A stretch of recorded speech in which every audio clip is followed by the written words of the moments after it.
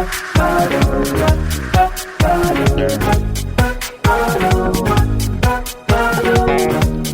this is Carrie from Wrap Your Head Around Silks. This is the Expecting Ariels podcast, now with the Digital Network. Thanks so much for tuning in. I cannot believe this, but this is season 5. So thanks to you. This is a thriving podcast reaching the corners of the world, all the women out there, and I'm so excited and proud to be with you. All right, super excited because I am launching a new podcast with my 2 co-hosts, Noah Dock and Amanda Ritchie. And we are going to be on this feed on Thursdays. It is called The Artist Entrepreneur. We are 3 aerialists and dancers navigating our businesses. And if you'd like to check that out, just check out your inbox on Thursdays. Also in partnership with Sweet Retreats, I'm so excited to be hosting an intermediate aerial dance retreat June 21st through the 28th. Still have some spots available. Please check out the show notes for that. Roll it out every Tuesday and Thursday. Of course, my comprehensive course for those who want to train on their own or you have spotty access to instructors. It's beginner to intermediate, fully online. And then, of course, aerial rehab, postpartum, post-injury, meant to be the bridge between PT and your favorite aerial class. Of course, I'm teaching all over the place this year, Texas, heading back to LA, Ohio, and of course, Oaxaca in June. Let's get started. Hi. Hi, Carrie. How's it going? Okay. Are you breastfeeding currently? You look like you might be breastfeeding currently. Yeah. Look, there's baby Maple. Oh my goodness. Oh, I love a squishy white baby. I really do. Look at that. Look at that thing. Mommy, I'm squishy too. Listen, you're 5. You're not as squishy. No, Mommy, Come I'm look. cute too. Come look. I'm cute too. Of course you're beautiful and cute, but you're not like that big anymore. You want to say hi to Sarah? I'm really cute too. You're the cutest 5-year-old I've ever met. Come here. Let me see that cute 5-year-old. Oh my goodness, look how cute you are. Look at you in your striped dress. This is Maple, and This is Maple. she is 9.5 pounds. That's how much she weighs, and she's 5 months old. 9.5 pounds. How big when Maple came out? I'm 5 pounds. I'm very heavy. Oh, you're very heavy compared. You're almost 40 pounds. You're almost 40 pounds, really? Mm-hmm. I bet you're strong too, huh? I want you to hold me, Mom. Okay, hold on. You can talk to Sarah. You can tell her what it's like being 5 years old. I was wondering if you brought baby. Did you bring baby daddy too to Baby Sweet Retreats? Here. Hi. Oh, we got naked white people. It's so wonderful and hot here. Oh my gosh, it's awesome. Maple is loving oh, us. yeah, man, it loves being naked, baby. She's having such a great time. Oh my God. We flew. Look at Maple. Hi, baby girl. Hi, baby girl. Yeah, we flew from Glasgow, Scotland to freaking Puerto Escondido. Do you know how far that is to go with a baby? No, how far is that? Okay, so we flew from Glasgow to did we fly through? Amsterdam. Yeah, which is a 2-hour flight. Then Amsterdam to Mexico City's 12 hours. Then it's another hour and a bit to Puerto Escondido. 3 flights, like 2 days of travel. And this baby here, look at that smiling baby. This baby here did great. She was chill. She was cool as a cucumber the whole time. Oh my goodness. Amazing. She was incredible. I can't believe how good she was. And now she's super happy because she gets to be naked. She loves being naked. And we live in Scotland. So poor thing's freezing and clothed all the time. So are you guys just like rolling around in the like heat right now? Do you love it? Oh, it's so good. It's so good for your mood. Oh. Being in warmth is like so nice. Life is easier when it's warm. So Sarah, here's where the hiccup was. Yeah. I don't live in LA anymore. I moved to San Antonio, Texas. Oh, it's sad. Really? You do? I live here now. Since I spoke to you, I probably already knew, but I wasn't announcing it. Like I wasn't telling people because I didn't want my students to freak out, which they did when I actually did tell them. But I didn't want them more than like a month of like grief, whatever emotions they're going to go through. Not because I'm so amazing. Of course I'm amazing, but they're just losing their teacher and, you know. Why? What's the move about? What? Tell me. Oh my God, it's so much. But so Asa, my partner, he got offered to transfer his job here with his LA salary. Oh and my gosh. There's no state income tax here, and we can't buy a house in LA in any fantasy. Yeah. Dude, in I any get fantasy. Soap for the Barbie. Yeah, go ahead, Bean. This is the soap for And so we thought about it for about a year, going back and forth, and then we decided to just pull the trigger, take the off ramp, because also I don't know if you feel this way. At some point in your career, being in the biggest city is not necessarily the most growth anymore. Absolutely. Sometimes, not all the time. At the beginning, I needed the big city, but now I'm actually working more. Really? Well, there's a couple reasons. And probably appreciated more. Because not Well, more. I don't want to say it, but yes. But do you know, because when you're not in a big place, people are like, oh my God, I have this opportunity because when you're in a big city, you have every opportunity. You have your pick of everything. And if you move to a smaller place, you're dealing with a population of people who are hungry and don't necessarily have the same access. You put a period on the end of that sentence, dude. Yes. I got a job.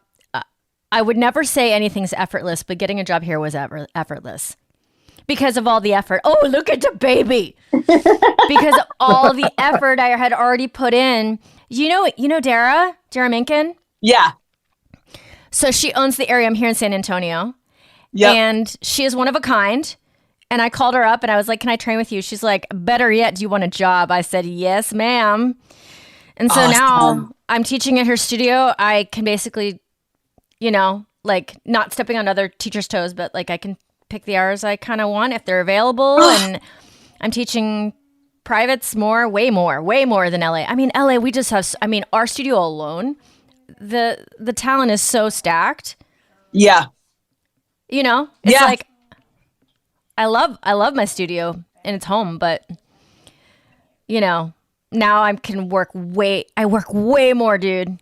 So this is great. And I also moved to basically a warmer city, actually. Not what? It's warmer than LA because it's humid. It's hot. Right. It's hot. Do you like it though? I love it. I say this every single time somebody asks me. LA is a sexy dude that doesn't meet your needs anymore. Okay. Yeah, that makes sense to me. And Texas is like the opposite, where it meets all my needs. It's not super shiny, but it feels shiny because it meets my needs. Like, they're just like, every time I fill up my gas tank or go to the grocery store, I'm like smiling. Oh, that's so good. I'm such an adult where those things make me very happy, and my partner as well. Oh my God. And there is a human. Can I tell you how many people reached out to me and they were like, thank you or F you, because I listened to part 1 and 2 of Sarah Bebe Holmes' story and I'm like crying ugly tears in my car. Ugly crying everywhere because of you. Oh,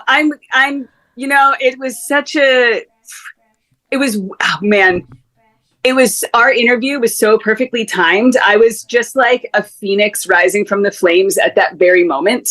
Like, I feel like I was just finally seeing the light at the end of the tunnel. And it was a really wonderful way for me to kind of capture the story with you. You're such a good interviewer because you held space for it in such a lovely way. So I'm really, really happy we were able to do that interview. I think it was really excellent for my healing journey as well. So thanks for that.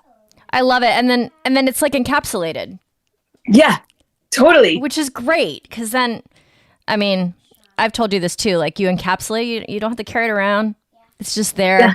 All the details are there and it's beautiful. That's how I feel about the entire podcast. Like her entire journey has been encapsulated, like her little voice getting a little older every year. Oh, I know. It's so cute hearing her voice on the podcast. It's so cute. My little bean. But yeah, so now we're here. We pay the exact same rent. Huh? Say bless you to me. Bless you, bean. We pay the exact same rent here, and we're in a gigantic 4-bedroom house. See, this is what, okay. So Bado and I and Maple and Bendigoose, Bado's son, we were living in. So I moved last week. Oh, you did? Yeah, because you move with a You did a 5-month-old lot baby of before you things. fly to Mexico, because that's smart. I don't know. But we had her, and I was like, I was on maternity leave from Militia, so Rain's covering the whole company. And I was like, this is the only time I will ever have the time to look for a new place to live, and I need to move now. We were living 4 of us and a cat in a 1-bedroom city flat. Wow. And I'm like, I'm losing it. You had to like move the pram to get to the cupboard. Bado is a musician, so he has a double bass, like 3 guitars, like oh my God, it's just like ridiculous. We're like, I have trapezes and box. Oh my God, it was insane. So we moved outside of Glasgow to the west coast of Scotland, and we have a 4-bedroom house. So we have a 4-bedroom house that we paid £30,000 more than what I sold my 1-bedroom flat for in Glasgow. Oh, wait. You bought it. We bought it. You had to like oh my God, that's a lot to like sell and buy a house. Sell and buy a house and then go to Mexico with a baby. And meanwhile, my husband is a musician, and the day after we moved into the new house a week ago, whatever that was, I don't even remember. The dates are all blending together. He flew to Hungary. So he was in a metal band for 12 years in Hungary, and it's become this like niche famous band. And they had a reunion gig after 17 years this last week. Oh, and it was geez. an audience of 950 people, and it sold out in 5 hours. People flew in from the States and Azerbaijan to come and listen to them. It was like this like major epic event. So he was like, I know we have a new baby. I know we're moving. Should I do this gig? And I was like, yes, do it. Do the gig. So he did, but it was like really intense. It's been Wait, do you have help out there, or is it no, just... no, Of course no. not. I was alone in a new house in a new town where I knew nobody, with a new baby, and like covering the company because Rain was in a show. So because she covered me for my whole maternity leave. She was right, like, okay. she was like the muscle behind the entire company and worked her bejesus off. And so then she was like, Sarah, I'm in a show. She did a big show, and she was like, I need to check out of the company, and you need to take the reins because I got to do this thing. And I was like, and you deserve it, because she worked so hard. And it was a shit show, Carrie. It was a total shit show. And I was like, okay, it's cool. I'm going to get ready for Mexico. I'm going to do my lesson planning. I'm postpartum. It's fine. And so I set up my rig in the back garden because we have a yard now. Yes. And then the day, it's November in Scotland, man. So we set up the rig, and the next day it snowed. So are you like, does your baby sleep? Does my baby sleep? Yeah. Yes. See, that's the ticket right there. You got the meal ticket. You're like Willy Wonka golden ticket. Yes, dude, I got the golden ticket. This baby right here, do you see this baby right here? I scored so hard. This baby is like a magic baby. She's magic. She eats. She does all the things babies are supposed to do. She eats, she poos, she nurses, she sleeps, she's happy, right? You're pretty good. You're a magic baby. No, the universe was like, we put you through a lot. Let's give you a magic baby. Yeah. I feel like that's what happened. I think so. I think the universe, was definitely like, you've done your dues. Now you just get like golden happy rainbow time. This makes me happy because I feel like everything you just described about partner being out of town, new house, because you also probably can't find half your stuff when you just moved. And a million things you have to now. Are you like just when she says take over for the company, is it mostly admin? Are you mostly emailing your brains away? Yeah. Okay. Well, and so we just did we do our level 2 online teacher training once a year. Okay. It has a lot of moving parts. There's like a team of 9 people that deliver it. So just because we have like portions of the course that happen on Zoom calls, and we offer it in different Zoom calls and different times.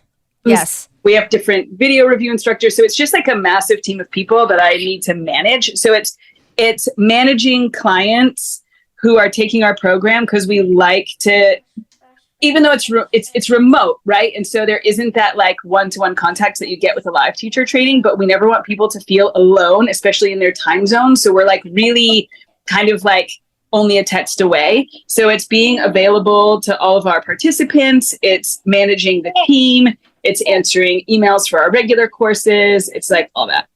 It's computer. Yeah, it's a lot. Like I do a certain amount of that, but my partner fell over. I don't know. You get why? A naked man just been flying across the room. I'm not naked. He's not. He says he's not naked. Not completely. He's got pants on, maybe. He's got pants on. Yeah. He's got pants on.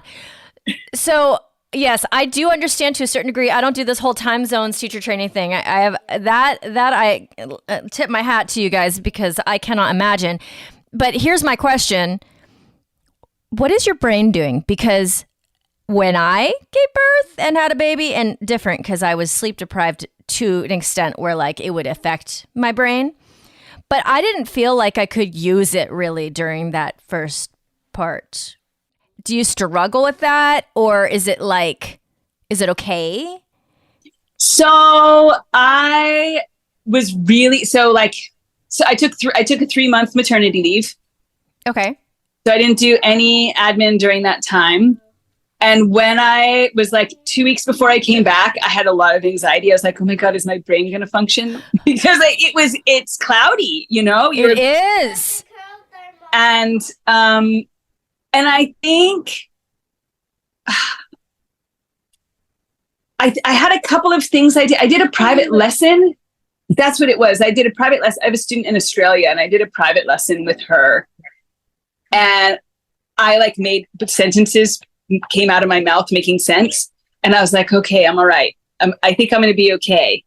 And so, but I have to like double check my emails and like make sure things are making sense. And like in the dumpster fire of the last couple of weeks, there's definitely some mistakes I made and like emails that didn't make sense. Rain was like, what is this, Sarah? I was like, oh man, I'm really trying. So no, there's like definitely I'm no longer perfect. And not to say I was perfect before. No, but there's definitely a shift. Yeah. It's like a shift of like what capacity you have is very different. And that's something I've been like talking to Rain about as my business partner, because we've been business partners since what year was that? 2006. We started Paper Doll Militia together, something like that. And you know, when projects got bigger or there was like more required of us, we both just leaned into that. But with a little person that needs my attention, like there's a limit now. And I think that's the thing. And like, that's what's so different about having a baby is like, there's things that you can't do. Like, for instance, here's just like a dumb thing that like kind of broke my brain. I would be like sitting there nursing her, and like something like my cup of tea was on the other side of the room. And I'm like, I can't get up and get that cup of tea because she's like perfect and she just fell asleep. And if I get up, she's going to wake up. And like there's things that because when you don't have a baby, you just do anything. You can just do anything. You can go to the store. Dude, I know. Get in your car and go somewhere. You know, you can do things, but when you have a baby, there's just like things you can't do. And that, especially as like a independent woman who's like traveling the world solo. Yes. Oh my God, I can't get that thing on the other side of the room right now without asking my husband to get it for me. Like things like that just are really quite astounding. The realization that you're no longer independent and self-sufficient. You are looking after someone who is dependent, and you are therefore dependent on other people to help. Actually, like, man, it's a whole thing. And there's another thing. So, oh man, my brain. Let's talk about brains. I read this book called Matrescence. Did you read that one? No, I didn't read anything for like 6 years because of this child. Yeah, no, I haven't read it. Okay, I don't even remember the author. It's called Matrescence, and it's really cool. So I like tore through books on audiobook because for the first few months of her life, yes. I was like, you nurse every hour of the day. You're like yes. nursing all hours of the night. So to keep myself awake to nurse her, I was listening to audiobooks. So I read this book, and it talked about how when you become a mother, your brain matter actually changes. You develop new neural pathways, and you have as much neuroplasticity as you do when you go through adolescence. So for people who haven't gone through the transition to motherhood, or people who have, you can think back to adolescence. Do you remember how like mind shifting that was? You were like really figuring out who you are as a person during adolescence. That's you like really stepping into your own self. And they've examined and studied brains of people who have just given birth, and your brain has as much neuroplasticity in the transition to becoming a mother as you do when you're an adolescent. And that those are the only 2 times in your life, apart from when you're a baby, that your brain goes through that much change. Like your actual, like the anatomy of your brain changes. And it makes so much sense to me. I feel like not just, there's like the haziness that comes in the first few months of having a baby, but now I feel like I see the world with different eyes than I've ever seen it before. Is there an example of that? Yeah. I guess, okay, so I'll give like an analogy, and then I'll try to give some examples. Hi, are you talking to us? Are you talking to us? Are you talking to Daddy? Oh my goodness, you guys look so cute. Oh my gosh. So, okay, so an example is like this. So, I don't know. I am someone who has taken psychedelics. And there is the like, before you've taken psychedelics, you can kind of imagine what it would be like. And it's kind of true. Like after you've taken psychedelics, you're like, yeah, it was kind of what I thought, but actually so much deeper and more profound. And so it's kind of like that. Like you can sort of imagine what it's like to be a mother, but until you're actually doing it, nothing can prepare you. Yeah, I struggled with that too. Like I was like, I had all this time to mentally prepare, but like there's nothing I could really do beyond a certain point. You can't prepare yourself because you really don't know. You have no idea what it's going to be like. Okay. And so in terms of like the way that I think about the world, I feel like I had values of parenting before having Maple that I was like, oh, I'm definitely going to do this, and I'm definitely going to do this, and I'm definitely not going to do that. And as soon as I started parenting her, I feel like a lot of those values changed, which surprised me. So, for example, I was really planning on her sleeping in a bassinet next to us. And that was an important value because I valued independence. That is something I want her to have as a human. And in the first couple months of her life, she was born prematurely. It was a total shit show, which I can go into later. But in the first couple months of her life, yes, she slept in a basket next to me. And yes, I would wake up and nurse her and listen to audiobooks. And in the morning, my husband would wake up and be like, so how was the night? And I'd be like, well, I was awake from like 1:00 until 1:50. And then I got up again at 2:26 and I was up until 3:10. And then I got up again, and I could like tell him exactly what times I was awake because I was looking at my phone and the time, listening to audiobooks, getting her to sleep, putting her in her basket, falling back to sleep, blah, blah, blah. And then one night I was holding her nursing her. And I was like, so sitting on the edge of my bed, and I was like nodding out. I was so tired. And I was like, I'm going to drop her. Like, I am unsafe to be holding her right now. I'm so tired. I'm going to drop her.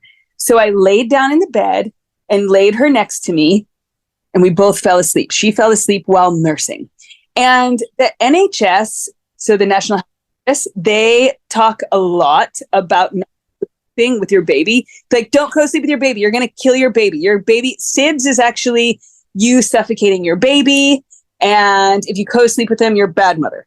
This is like the story that we get. And so I woke up like in a panic, like, oh my God. Panicked, yes. And I looked down and she was sleeping very peacefully beside me. And I was like, oh, that's really nice. So the next night I nursed her, put her in her basket, went to sleep. And when she woke up, I just pulled her in bed with me. And so we did about a month of starting her off in the basket and ending the night in the bed.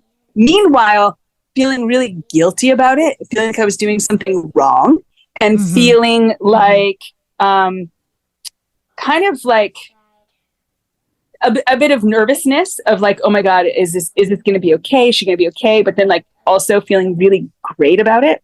And Bado would then ask me, so how was last night? And I would say, I don't remember. And I was like, I sleep nursed. So what would happen is she would stir. I wouldn't sit up and look at my phone. I would just like roll over, give her the boob, and we'd both fall back asleep. And so I literally couldn't remember how many times I nursed her in the night. And I woke up feeling super refreshed, and she was great. And I was like, oh, this is so weird. I felt guilt, and I was like, but this feels right. This feels like the right thing to do because we're both happier. And I was like, but I wasn't going to co-sleep, and I want her to be independent. And I did a little, I listened to a podcast about someone who looked into this. And basically, when you are a breastfeeding mom and you co-sleep with your baby, your pheromones and your hormones match with your baby and your sleep cycles synchronize. So what that means is, because they're like, oh, I wish babies would sleep through the night. But like grown-ups don't sleep through the night. You know, we cycle every 3 to 4 hours. That's why you get up and pee in the night. You're in your light sleep cycle. So you get up, you pee, you go back to bed. So it's the same with all humans. We cycle through the night. And so what happens when you synchronize is when she's in light sleep, mama's in light sleep, baby stirs, mama gives them the boob, they both fall back asleep, and they're both in deep sleep at the same time. So you're riding the same sleep wave as each other. And when you're trashed as a mom, when you're like exhausted and trashed, it's because you woke up from deep sleep. That's what trashes you. And so if your baby's in another room and it has to wake up fully and scream to get your attention, you stand up, walk into the other room. You guys are both like wide awake. So it takes longer to get back to sleep. And you both have been disturbed from deep sleep by that point. So it's like, I was like, oh, wow, that makes so much sense. Because I wake up feeling rested. So then I started thinking about my values. So my value was that she be independent. And I started thinking about that on a deeper level. I said, okay, well, where does that value come from? Is that my value? Or is that a value that I've picked up from somewhere? And I just started thinking about like being an American in general. And I challenged myself and thought, is independence something that is my own value? Or is it a value that I've picked up from my background of growing up in the United States? And I was like, well, is independence something that's valued in the United States? And I think, yes, absolutely. Independence is touted as something that's really positive. And I suddenly was like, why is that the case? Like, why is independence good?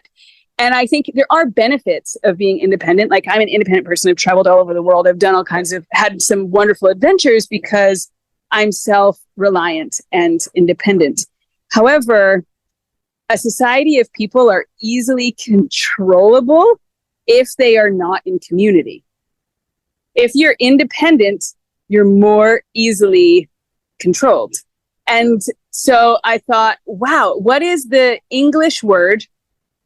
What is like the word that describes the opposite of independence that's really positive, because there's the negative things like codependence, which it's not considered a positive thing. And I was like, what is the word for that?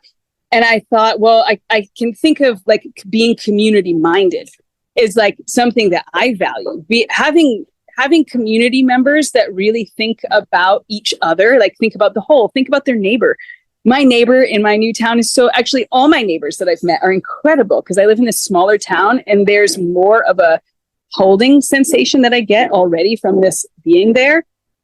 And I realized that we don't have a single word for like community mindedness. It sounds quite clunky to me. And it's not something that's really cherished in our society. And it's not something that when you're raising kids, you're like, I really want my kid to be community minded. So I am having this like wonderful, very beautiful bonding experience with my baby, sleep nursing her through the night. We're both feeling quite rested. And I suddenly realized that actually I want her to choose when she leaves my bed, when she feels comfortable and secure, and she knows that I'm always there. And actually, that's what I would like to instill in my children, is that it's good to connect with others. That connectivity is actually something I value, possibly more than independence, being able to lean into each other. So that's something that has like really shifted in the way that I think about, what I think is important for my daughter. So that's just one example. So I was never planning to co-sleep or breastfeed in the bed or anything. And you can guess when Bean has left my bed, because the answer is she hasn't yet.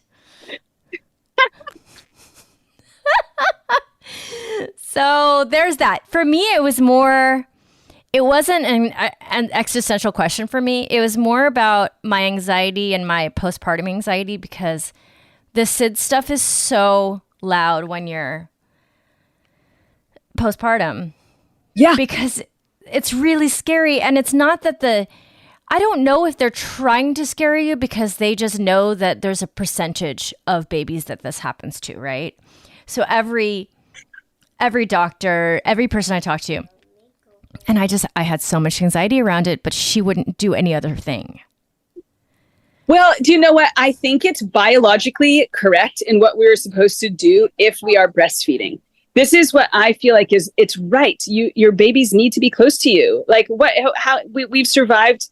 How many millennia have we been on the planet? And they're not going to be like, don't sleep with your baby. You're going to kill your baby, when we were living in the cave. Do you know, like what?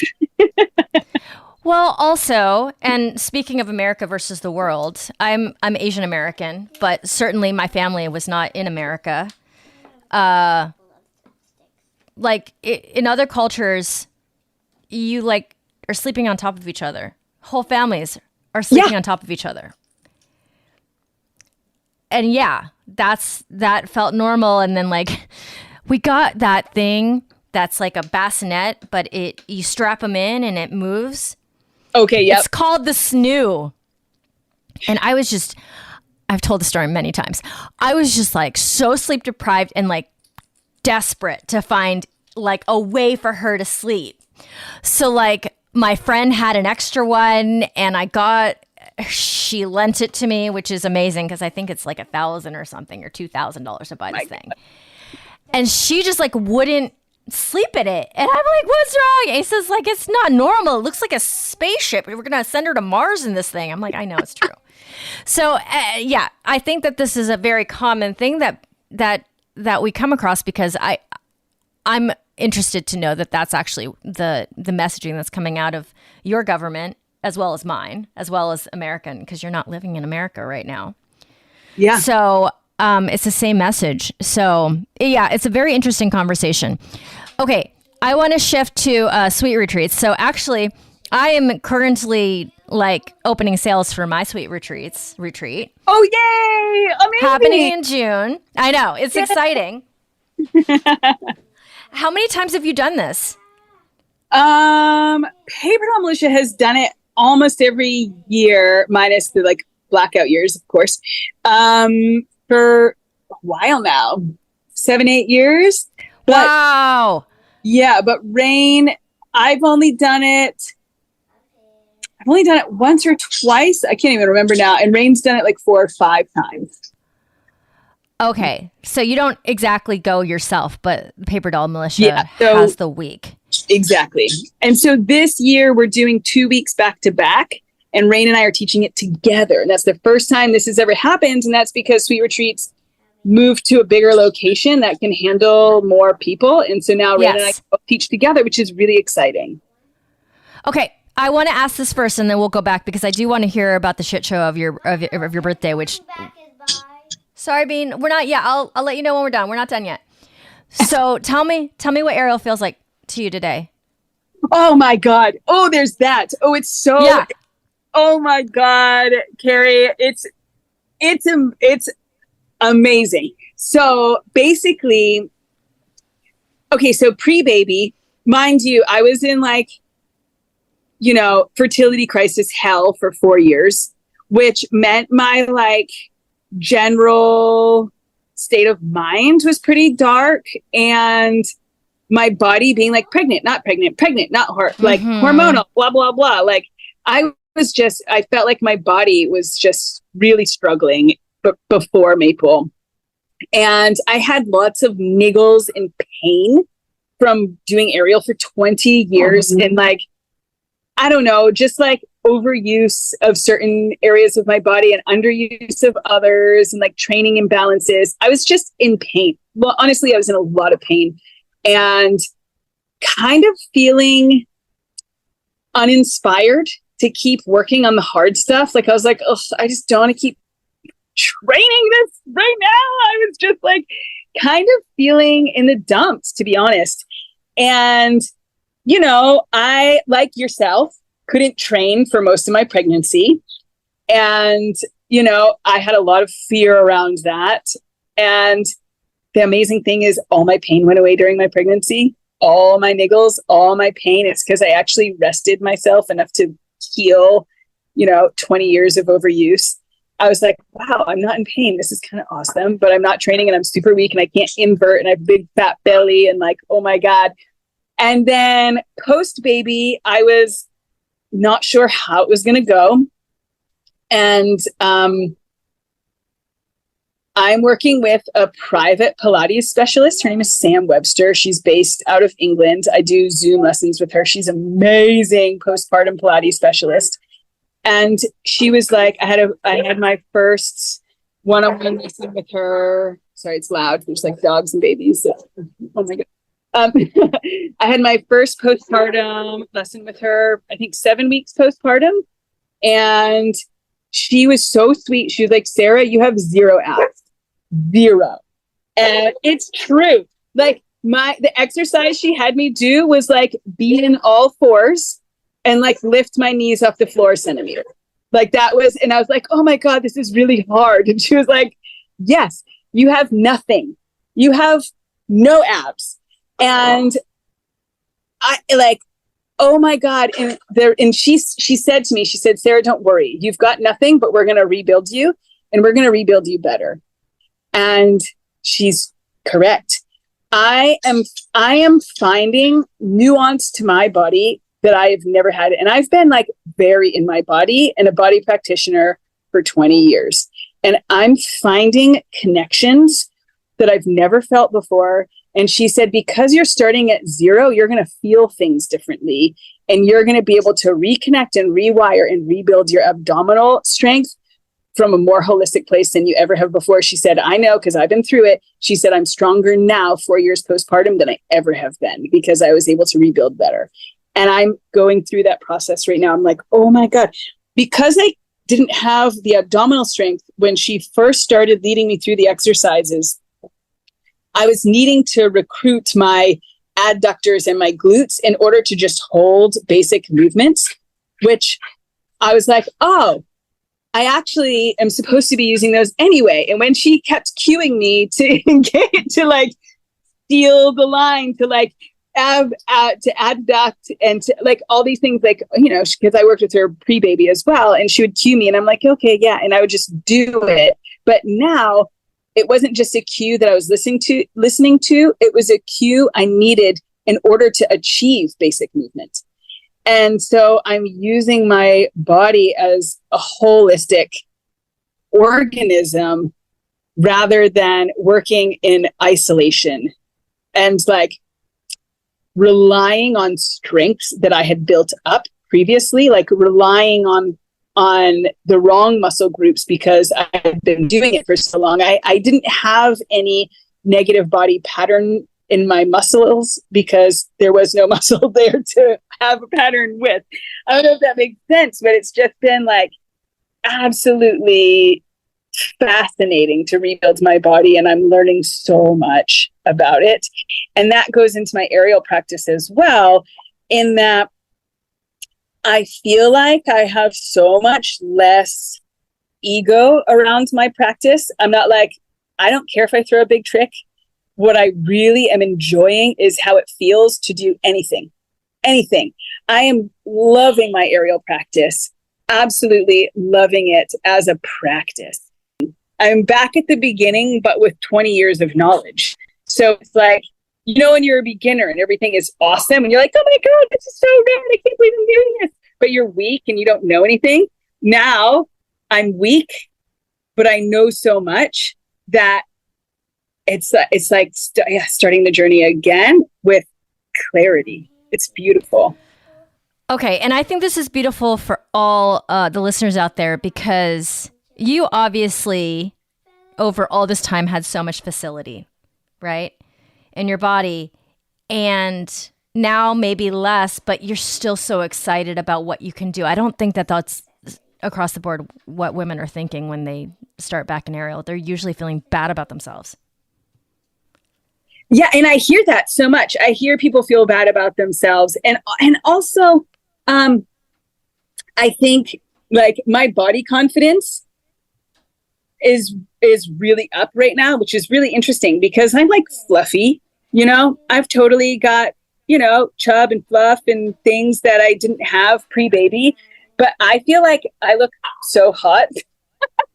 I love it. Even with my butt, I'm like, man, this is cool. And oh my God. And I feel like I've got like a juicy butt, which I never use. I don't have, I'm usually like kind of, my body type is quite broad shoulders, narrow hips. Like I don't have a very feminine shaped body. And I do right now. I have like, you know, I've got a booty and I've got boobs, and I've never had a booty and boobs in my life. And I'm kind of owning it and loving it. And it's okay that I've got, you know, a thicker waistline. That's totally cool. Whatever. And yeah, my ass is heavier to invert, but it's just going to make me stronger. Whatever. It's like training with ankle weights. It's cool. It's just going to help me get stronger. Oh my God. Okay, wait. Why are you? It's a Friday. It's a Friday right now, and you texted me and it's like, I'm available except for this 1 hour.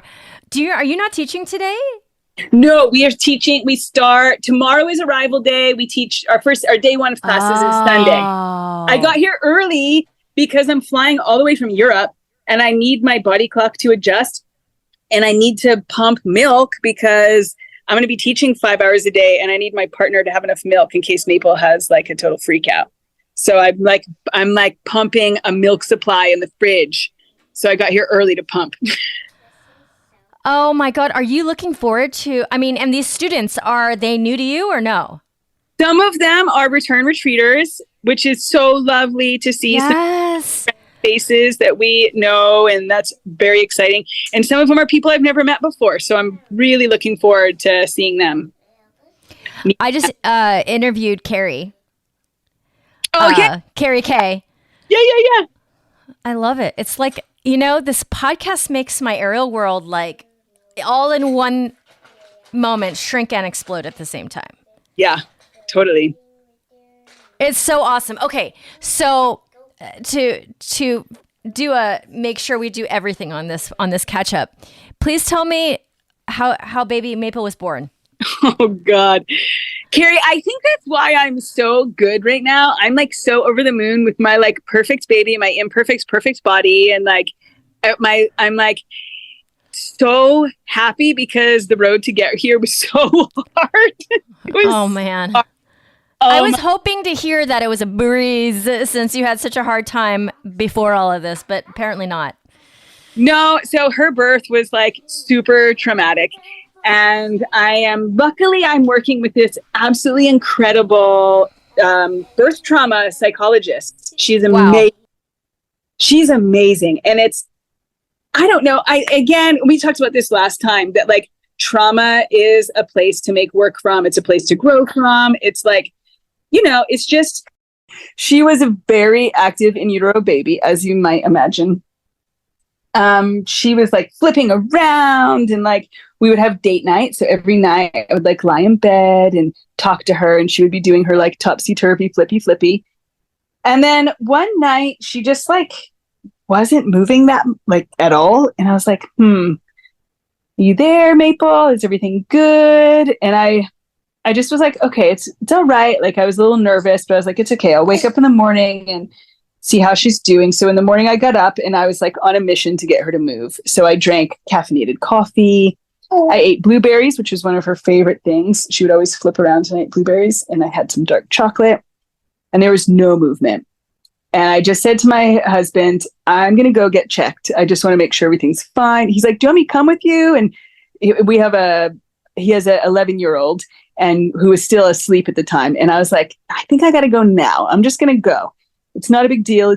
Everything's fine. I just want to be sure. Because this is the thing they say, if you get reduced movement, go and get a CCG scan.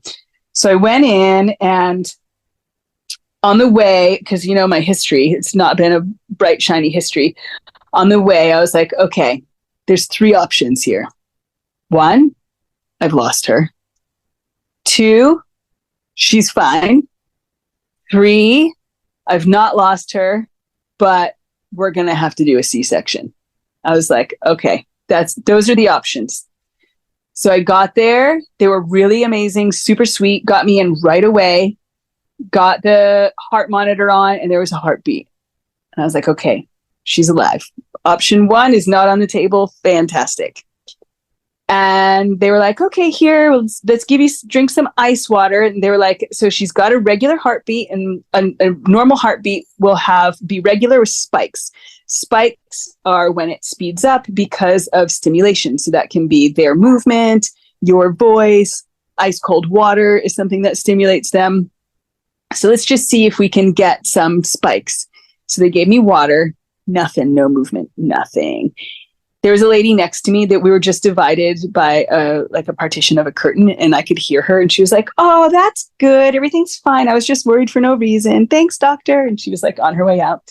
And I'm there like chugging ice cold water. Nothing is happening. And the nurse came back and said, all right, so there's no spikes, but there are drops in her heart rate. So we're going to take you upstairs for some further monitoring. She was super chill. Was like, let's come on upstairs with me. And I was like, all right. And I like grabbed my bag. I went upstairs and I went into this room. And before I could even sit down, 4 doctors ran into the room and said, we're delivering your baby in 30 minutes via C-section or you could lose her. Wow. Okay. How many weeks were you at the moment? I was 32 weeks, 31 and a half weeks. Oh, wow. That is like 9 weeks early. No, I'm doing math down. 34 weeks. She was 6.5 weeks early. Okay. Yeah. So I was like, excuse me. Now, mind you, I was really looking forward. And I think I don't know if everyone, you can't say things like everyone. I was really looking forward to birth. I was really looking forward to the experience of birthing. I had it all planned with like a birth pool, a trapeze hanging in my living room over the birth pool for me to hang on to and squat and be a raw human animal giving birth. I was so pumped. And especially after the journey of getting here, Jesus, was I excited about giving birth. And to hear that, no, I wasn't going to get to have that experience. And I was going to have a hospital C-section birth, which of course, you have to plan and prepare that you're not in control and anything can happen. And I had done some like work around having grace with that, but I was just like, it was like all my dreams coming crumbling down about my birth story. So you're like devastated And scared for her. Yeah. And so many feelings, feeling like, okay, this has now been taken out of my control. That's it. It's done. And then calling my husband to be like, get here now. We're about to have a baby. He got there in plenty of time. It was like everything I didn't want. I wanted like the ooey gooey, like lie on my chest and breastfeed. She was like she was waved in front of my face with a CPAP mask on and taken away to the NICU. I didn't see her face for 2 days. Oh no. Because she had a face mask on to keep her breathing. So because she was early, her lungs weren't operating properly and she needed a procedure done to her lungs and lots of breathing support. I couldn't nurse her for the first like 5 days because she wasn't strong enough to nurse, and she had a feeding tube, and I was like pumping breast milk and feeding her like a baby bird. It was hard, man. It was a hard go. We were in the hospital 10 days, but Maple is an amazing, strong little girl who smashed it the whole time. And we got there in the end. Okay. So you took her home like how long after? 10 days after you got to the hospital? 10 days after. Yeah. Okay. And wow. And the C-section, the healing. Yeah, it was okay. Man, C-sections are intense. I know. It is intense. It's terrible. It's terrible. Some people are fine with it. I don't know how some people are fine with it. I was not fine with it. It was like, it is really, okay. So I've shared all kinds. Okay. I feel like it's like being gutted like a fish. Yeah, that's a good analogy. Right? Yeah.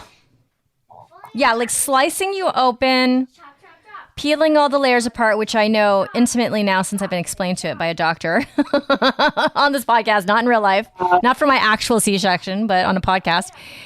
And my hardest thing about it was sneezing and burping and coughing because coughing, sneezing. Terrible. You feel like you're gonna completely just open right up. Yeah, your guts are gonna spill out onto the floor. Don't sneeze. You're gonna spill on the floor. And they gave me the metal staples and not the sutures. And I was like, how is this gonna work?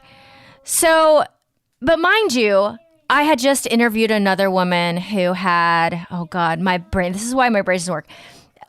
Listeners, or guests, if you've been on this podcast and think I forget you, I don't forget your story, but I do forget things like when I had the conversation with you. We just had this conversation and women went through, days and days and days of unsuccessful laboring and then ended up with the C-section anyway. And I also ended up with a C-section anyway. And yes, in those moments, I wish I had just scheduled it because I'm like, I went through all this and yet I still ended up with one. Your situation in a different category because it actually happened quite quick, but it was completely like you didn't even get to try. Didn't get to try. Yeah, I don't know what labor pains feel like. Yeah. And I know some people that have had them would rather not have had that experience. Totally. So I get that too. But, it's very, I guess for me, another part of the trauma was Maple not having that ushy gushy, like being born with like fairy lights in a pool with this like beautiful music playing, and she born with bright lights in her face and like hoses shoved down her throat.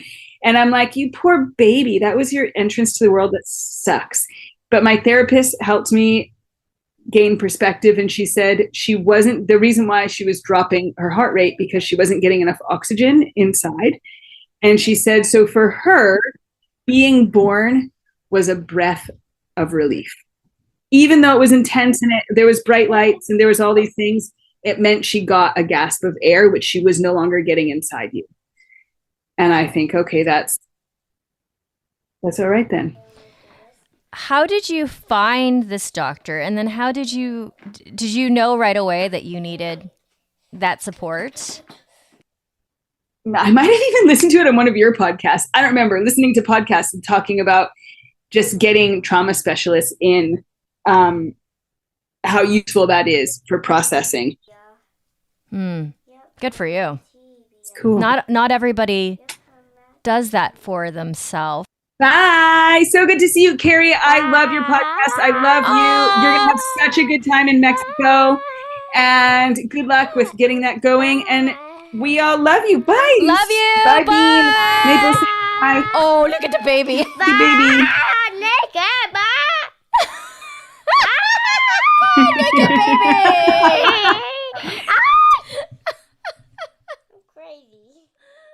My listeners, if you would honor me with a 5-star rating and review, I would appreciate it forever. It is the hardest thing about being a podcaster